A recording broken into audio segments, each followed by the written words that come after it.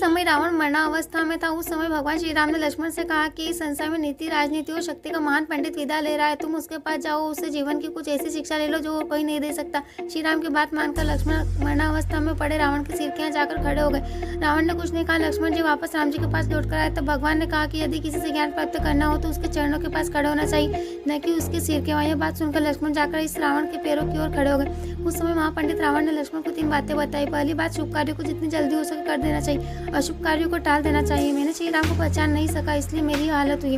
दूसरी बात, प्रतिद्वंदी अपने शत्रु को कभी भी अपने से छोटा नहीं समझना चाहिए। मैंने जिन्हें साधारण वानर और भालू समझा, उन्होंने मेरी सेना को नष्ट कर दिया।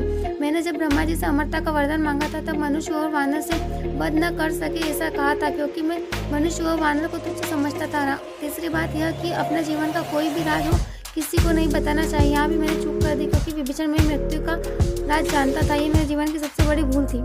जय श्री राम।